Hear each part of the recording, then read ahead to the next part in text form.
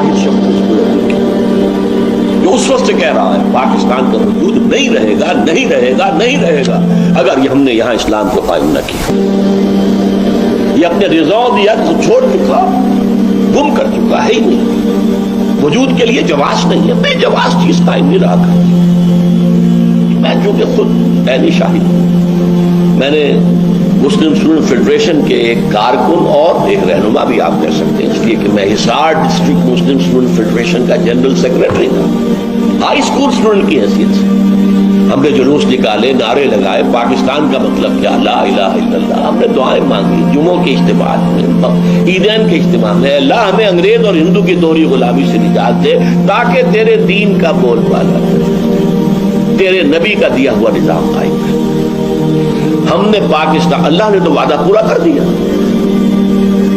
اور وہ آیت جو ہے سورہ اعراف کی ہے، حضرت موسیٰ سے جب کہا تھا کچھ لوگوں نے، اسرائیلیوں نے، اے موسیٰ آپ کے آنے سے پہلے بھی ہمیں ستایا جاتا تھا، آپ کے آنے کے بعد بھی ستایا جاتا ہے، ہماری حالت میں کوئی فرق نہیں آیا آپ کے آنے سے.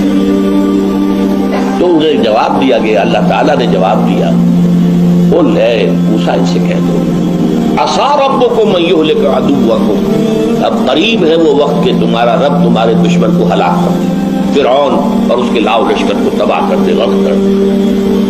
وَيَسْتَخْلِفَكُمْ فِي الْأَرْضِ، زمین میں تمہیں حکومت دے، طاقت دے. فَيَنْظُرَ كَيْفَ تَعْمَلُونَ، پھر دیکھے گا تم کیا کرتے. اسی امتحان میں ہم 56.5 برس گزار چکے ہیں اور ہم نے اللہ سے وعدہ خلافی کی. اس وعدہ خلافی کا نتیجہ میں نے آیات جو پڑھی ہے شروع میں، سورہ توبہ کی 3 آیات. دنیا میں کوئی قوم اجتماعی طور پر اللہ سے کوئی وعدہ کر کے وعدہ خلافی کرے تو اس کی سزا کیا ملتی ہے. اس قوم میں اجتماعی طور پر نفاق اور منافقت کا مرض پیدا کر دیا جاتا ہے. نفاق اور منافقت جو کفر سے بھی زیادہ ناپسند ہے اللہ. ان المنافقین فی الدرک الاسفل من النار، منافقین جو ہے وہ جہنم کے سب سے نچلے درجے میں ہوں گے، اس کے لیے کہ حضور کی شفاعت سے انہیں محروم کیا گیا. استغفر لہم او لا تستغفر لہم لن یغفر اللہ، آپ چاہے استغفار کریں ان کے لیے چاہے نہ کریں. اور سورہ توبہ میں جو ہے ان تستغفر لہم 70 مرۃ، آپ 70 مرتبہ بھی استغفار کریں گے تب بھی ہم معاف نہیں کریں گے. وہ ہے منافق. چنانچہ ان آیات میں کیا کہا گیا، میں نے بارہا اس کو بیان کیا. وَمِنْهُمْ مَنْ عَاهَدَ اللَّهَ، مدینے کے منافقوں میں ایک قسم ان کی ہے جنہوں نے اللہ سے عہد کیا تھا.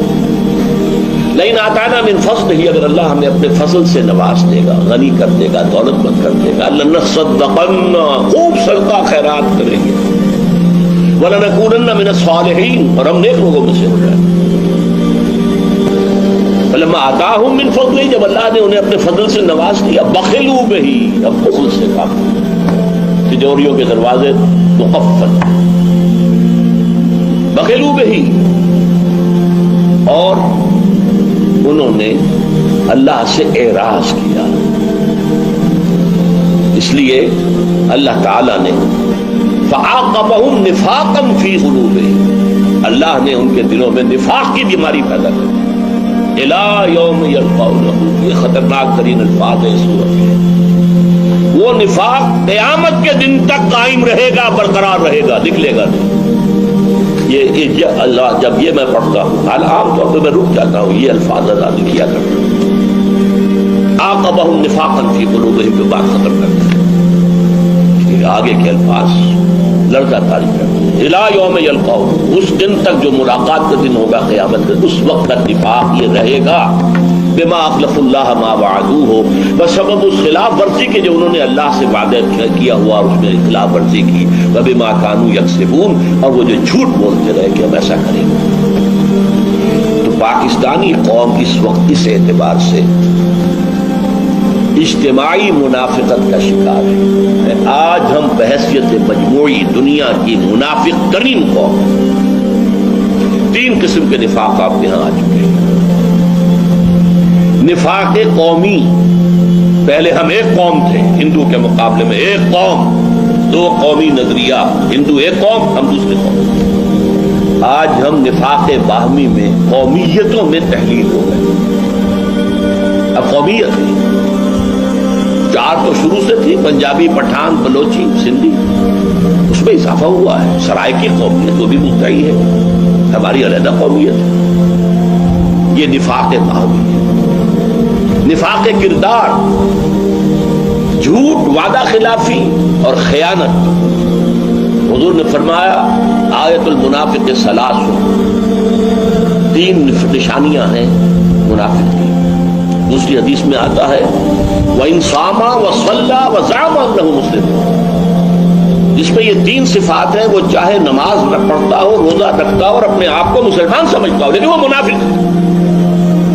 اب وہ 3 علامتیں کیا ہیں؟ جب بولے جھوٹ بولے، جب وعدہ کرے خلاف ورزی کرے، کہیں امین بنایا جائے تو خیانت کرے. یہ تینوں چیزیں ہمارے ہاں عوامی سطح پر جس طرح ہیں وہ تو سب کو معلوم ہے، لیکن جو زیادہ قابل توجہ، قابل حذر بات ہے وہ کیا ہے کہ ہمارے ہاں جو جتنا اونچا ہے اتنا ہی جھوٹا، اتنا ہی وعدہ خلاف اور اتنا ہی بڑا خائن ہے. اربوں کی خیانتیں ہوتی ہیں، اب وہ سینکڑوں ہزاروں والی بات تو ختم ہوگی. غبن در غبن. اس نفاق کے ہم اس وقت مریض ہیں. اسی کا ایک اور نقشہ، اس کے نتیجہ یہ ہو سکتا ہے جیسا کہ میں نے کہا کہ اللہ کا عذاب ادنا کی شکل میں آ چکا ہے 1971 میں. زبردست شکست. 93,000 ہمارے قیدی ہندوستان کے پاس گئے. پاکستان تو لخت ہو گیا. بدترین شرمناک شکست. ہمارے ٹائیگر جنرل نے اپنا پستول پیش کیا. یہ ہے عذاب ادنا. قرآن مجید میں سورہ سجدہ میں آئے تھے وَلَنُذِيقَنَّهُم مِّنَ الْعَذَابِ الْأَدْنَىٰ دُونَ الْعَذَابِ الْأَكْبَرِ. ہم انہیں مزہ چکھائیں گے چھوٹے عذاب کا بڑے عذاب سے پہلے. چھوٹا عذاب کیا ہے؟ یہ جو اللہ ذرا جھنجھوڑنے کے لیے، بیدار کرنے کے لیے شاید جاگ جائے. کبھی قحط آ گیا، کبھی کچھ اور آ گیا، کبھی سیلاب آ گیا، اللہ کی طرف توجہ. لیکن یہ کہ ہم نے اس عذاب ادنا جو حادثہ تھا اس سے کوئی سبق حاصل نہیں. پھر عذاب اکبر ہے جو اب سر پر کھڑا ہو. اور عذاب اکبر دنیا میں، ایک تو آخرت کا عذاب ہے. دنیا میں عذاب اکبر کیا ہوتا ہے؟ کسی قوم کو جڑ سے اکھاڑ دے گا. جو دنیا میں آتا رہا ہے قوموں کے اوپر، قوم نوح پر، قوم ہود پر، قوم صالح پر، یہ کون سا عذاب تھا؟ فَقُطِعَ دَابِرُ الْقَوْمِ الَّذِينَ كَفَرُوا. ان کی جڑ کاٹ دی گئی. جڑ اگر رہے تو پھر دوبارہ وہ پودا اگ سکتا. جڑ سے اکھاڑ دیا جائے تو اب پودے کی دوبارہ اگنے کا کوئی امکان نہیں. یہ بھی الفاظ آئے ہیں لا یرا الا مساکنہم، کہ اب ان کے مسکنوں کے سوا کچھ نظر نہیں آتا. قوم سمود کے جا کر وہ محل دیکھ لیجئے جو انہوں نے چٹانیں تراش تراش میں بنائے تھے، ان میں رہنے والا تو کوئی نہیں. اور یہ الفاظ بھی آئے ہیں کہ جیسے وہ کبھی آباد ہی نہیں. کالم یغنو فیہا، کوئی تھا ہی نہیں. نسیم منسیہ، وہ عذاب ہے اکبر. اور نوٹ کیجئے میں اس کا انتظار کر رہا ہوں کم سے کم سن 84 سے 20 برس ہو گئے. میں واحد شخص ہوں اس پورے ملک کے اندر جو اس وقت سے کہہ رہا ہے پاکستان کا وجود نہیں رہے گا، نہیں رہے گا، نہیں رہے گا اگر ہم نے یہاں اسلام کو قائم نہ کیا. یہ اپنے رضاؤں دیا چھوڑ چکا، گم کر چکا ہے ہی نہیں. وجود کے لیے جواز نہیں ہے، بے جواز چیز قائم نہیں رہا کرتی. لہذا میں نے اس وقت کتاب لکھی تھی استحکام پاکستان. اب بھی موقع ہے اسے مستحکم کرنے، اور استحکام اسی سے آئے گا یہاں اسلامی انقلاب آئے، اسلام کا نظام عدل اجتماعی بھی قائم کیا جائے، اسلامی شریعت اور قوانین بھی نافذ کیا. پھر میں نے لکھی تھی اسی کا دوسرا حصہ استحکام پاکستان اور مسئلہ سندھ، اور اس میں یہ الفاظ ہیں موٹے حروف میں شروع میں لکھے کہ ایک ہی سن تھا 92-93 ہجری 712-13 عیسوی. ایک اس میں اسلام سندھ میں داخل ہوا محمد ابن قاسم کے ذریعے. اسی سن میں اسلام یورپ میں داخل ہوا طارق ابن زیاد کی ایک سن سائملٹینیس. اسپین میں اسلام اور مسلمانوں کا نام و نشان ختم ہوئے 500 برس ہو گئے. 1492 میں سقوط غرناطہ کے بعد وجود ختم ہو گیا. 1602 تک پھر ہسپانیہ میں آئیبیرین پیننسلا میں کوئی مسلمان نہیں چھوڑا. یا قتل یا جلا دیے گئے یا پھر جہازوں میں بھر بھر کر اور شمالی افریقہ کے ساحل پر لا کر ڈمپ کر دیے گئے. تو میں نے لکھا کیا یہی تاریخ ہندوستان میں بھی دہرائی جانے والی ہے؟ یہ میری سن 84-85 کی بات ہے.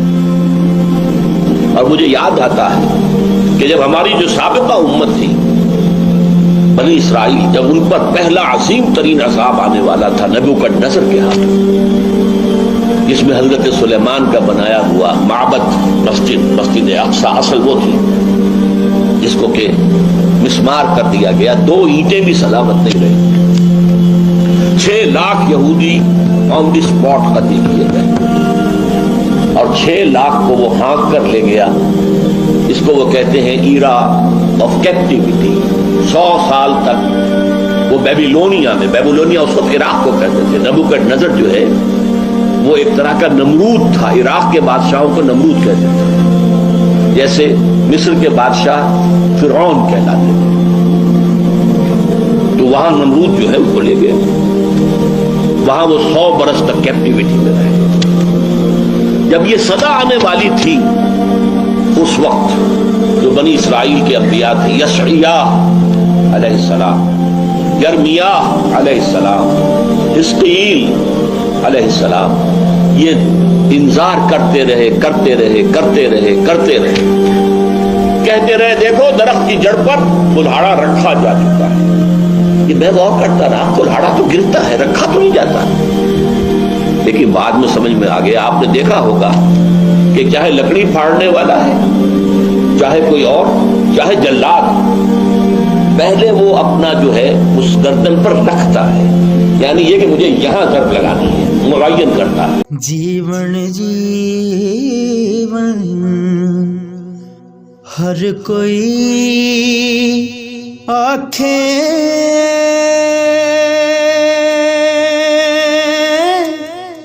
موت کھڑی سر اتے،